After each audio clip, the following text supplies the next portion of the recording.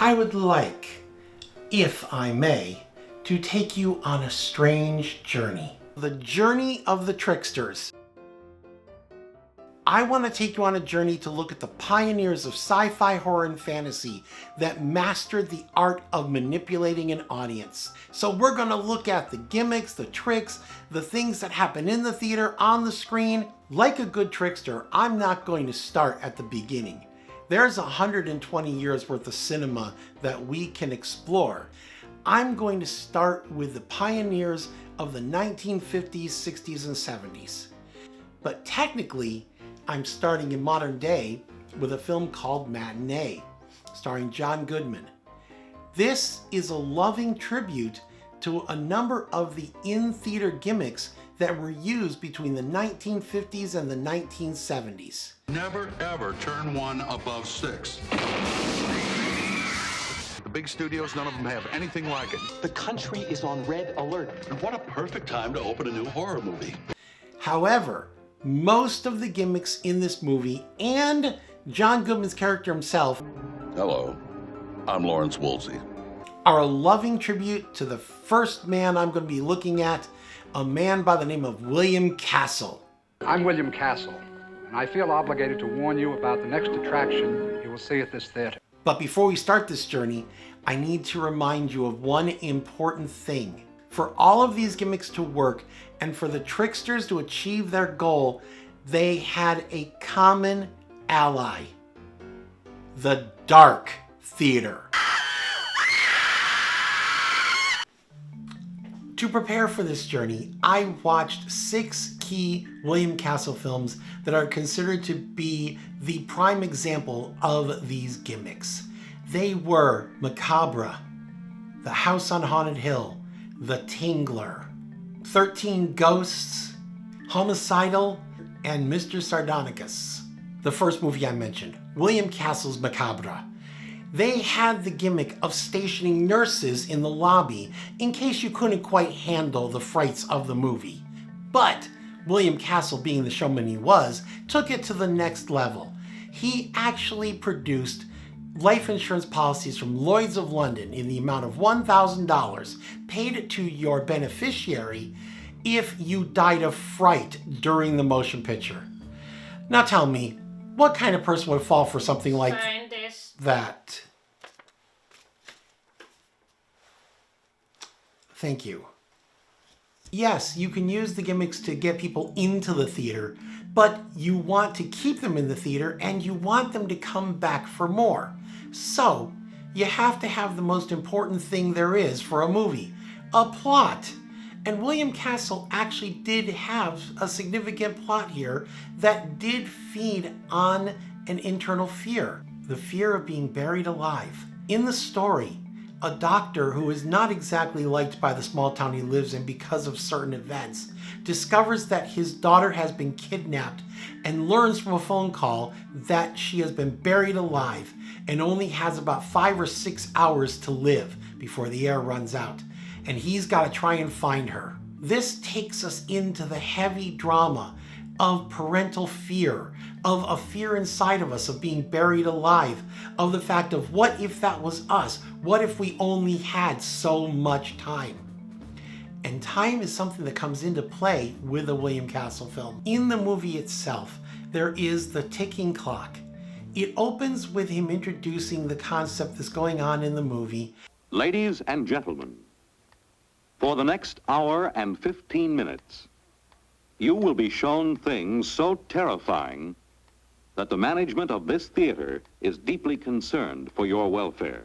And then we have the story unfold. What's great about how William Castle built the suspense is we would from time to time be taken back to the same ticking clock with time continuing on. So throughout the movie, we keep coming back to the ticking clock. We keep coming back to the time has passed, time has passed.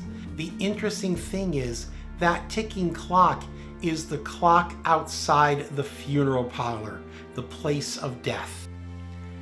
Of course, no one cashed in on the insurance policy, but Mr. Castle cashed in on the box office. For his next trick, William Castle came up with an amazing new gimmick, Emergo. And yes, that's about what it looked like.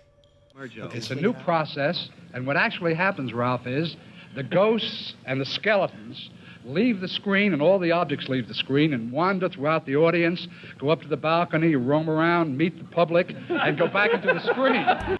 Well, not quite my swinging puppet, it was pretty close. In the film, Vincent Price scares his now ex-wife with a marionette puppet skeleton. It was at this point that the William Castle skeleton would emerge from a hole in the wall and then move towards the center of the film screen.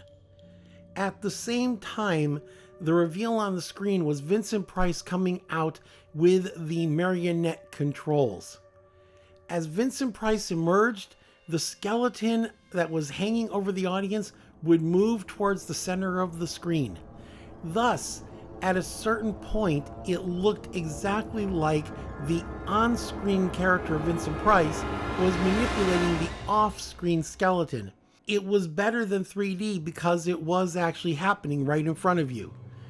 Emergo was complete. The skeleton went back in the hole in the wall, and Vincent Price had the crowning achievement of gloating about his plan. Emergo was a gimmick that was pitched way before the movie came out, so when you walked into the theater, you had that moment of anticipation as to when is this going to happen and what is it. But the plot line still needed to carry you through, and this one is the plot line of the unknown. Just like you didn't know when Emergo was going to emerge, so too did the characters on the screen not know when the evil of the house was going to emerge. And they were armed because they were also unsure about each other. Emergo rose from the screen and success rose at the box office. But ever the showman, William Castle was looking for his next gimmick, and he found it in the idea of Percepto. And this would put the audience right into the drama and the fright. I feel obligated to warn you that some of the sensations, some of the physical reactions which the actors on the screen will feel will also be experienced for the first time in motion picture history by certain members of this audience. William Castle managed to convince the theater owners to put vibrators under the seats, that at an important moment the projectionist would hit a button that would make the seats vibrate when the Tingler was on the screen, and basically you would actually feel that the Tingler was on you. And the only way, they said in the movie, that you would be okay is to scream! The Tingler holds a special place in my heart because it is the first William Castle film I ever saw as a kid, and it scared the crap out of me. Thanks, Dad. We've had the fear of being buried alive and the fear of the unknown. Now fear can manifest itself as a physical entity, and the gimmick is the fact that that physical entity now may be among the people in the theater. But when you watch documentaries on it, the people involved in the making of the film seem to have a bit of a loving disdain for it. This is because the people making the film could not suspend their disbelief like it is expected from an audience. They're too close to the subject. But in the 1950s, audiences weren't that savvy to all the movie-making techniques. And it's kind of like that classic idea of how you're so focused on one thing that you can't see something else in front of you because you're not looking for it. It was the suspense of the creature creeping to Vincent Price that made you suspend the disbelief, and unless pointed out to you, you probably didn't see the wires. The next one is 13 Ghosts and the Ghost Viewer, where you actually had the ghost would appear on screen, and you had the Ghost Viewer that where if you look through one part, or if you know what? Let's just have Mr. Castle explain it himself. Would you please change the color of the screen? Thank you. You must only use it when the screen changes to this kind of a bluish color. Then you raise the viewer to your eyes and you look at the screen through it. If you believe in ghosts, you look through the red part of the viewer. If you do not believe in ghosts, you look through the blue part. Here, the gimmick plays into a very real object in the film itself, the ghost viewer, which in the movie is a pair of glasses that allows the main characters to see and interact with the ghosts. So it is when the person on the screen is wearing the ghost viewer that you too should use it to see what they are seeing. And if you're too afraid, you look through the other color. So here, the ghost viewer helped you fend off or scare up some ghosts, and it scared up great box office for Mr. Castle. Again, the showman came through. Ladies and gentlemen, I give you the fright break. For the first time in screen history, a special interval will be provided during the running of this picture for refunding your admission. If you're unable to stand the almost unbearable suspense, the almost paralyzing shock of homicidal. Now, instead of making it to where there was an insurance policy on your life, there was an insurance policy on your fear. The plotline for homicidal amplifies fear of other people and narrows it down to the fear of the unknown person. In order to ramp up the fear, we don't know who will die next.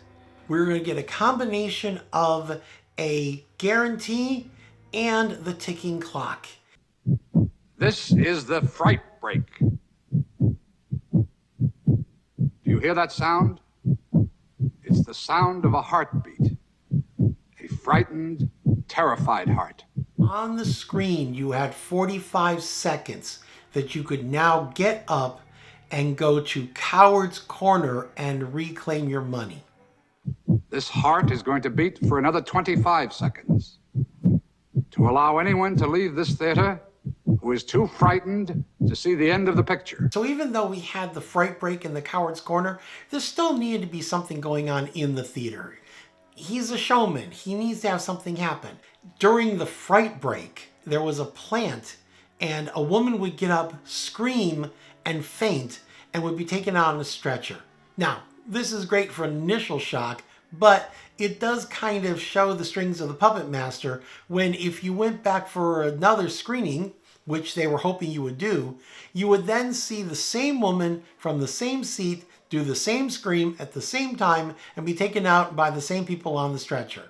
So just as much that William Castle wanted to make the audience part of the movie, so too did he need to be part of the movie.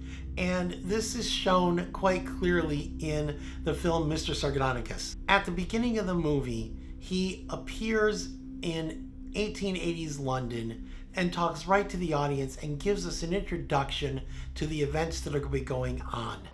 Ah, there we are. This, of course, is London. And I am William Castle. Oh, it's good to see you again, my homicidal friends. Here the plot involves you as the audience being connected. Everything is designed to draw you in and to show you just how evil Mr. Sardonicus is. So by the end of the movie, you will be inclined to do what any rational person usually does. You want to see the guilty punished. I think ordinary punishment is too good for Mr. Sardonicus. If you feel that way too, if you want to show him no mercy and punish him as he deserves, then hold up your punishment pole ballot with the thumb pointing down, like this. And for this gimmick to work, Mr. Castle had to egg you on and make sure that you actually voted for the ending he shot.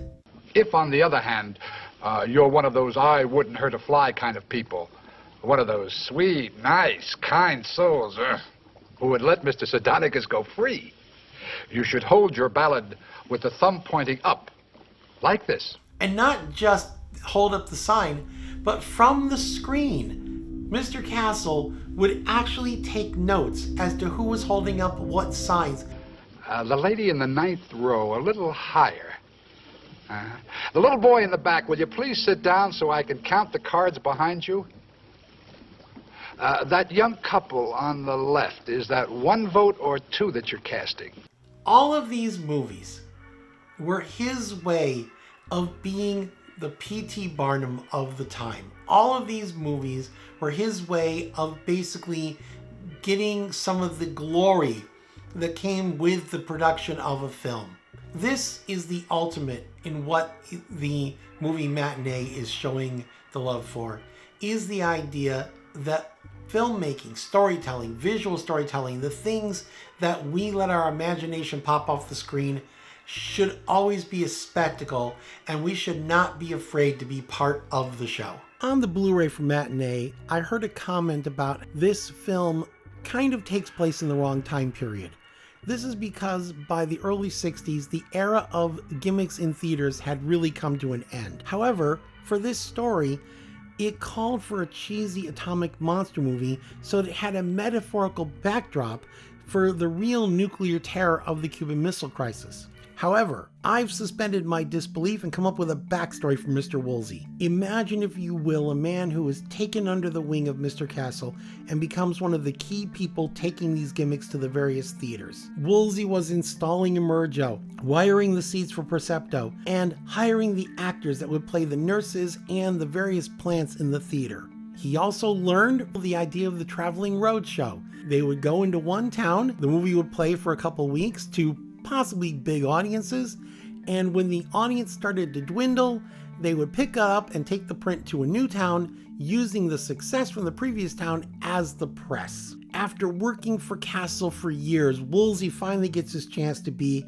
a filmmaker, and he himself takes along the ideas of the gimmicks. But rather than just take the idea of one at a time, he decides to use them all. When you watch this film, the best possible tribute to William Castle is the genuine good nature of Lawrence Woolsey. No matter how weird things got and all the situations that went on, the key thing about Woolsey is, while he may play stunts, he's not a shyster. He genuinely enjoys giving the audience the shock of their lives. He doesn't have fun unless the audience has fun, and that is the mark of a good storyteller, just like his mentor, William Castle. There you have it. 6 key William Castle films. Wait, there's more.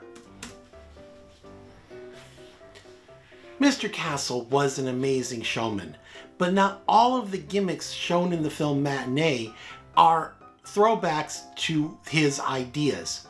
Rumble-Rama actually is a callback to a process created by Universal Studios in 1974 called Sense-Around that premiered with the film Earthquake. Thank you for joining us. To learn more about William Castle and the film Matinee, check out the links below. And to learn more about Silverscreenparadise, you can follow us on Instagram, Facebook, and Twitter. But best of all, be sure to subscribe to join us on more journeys. Be seeing you.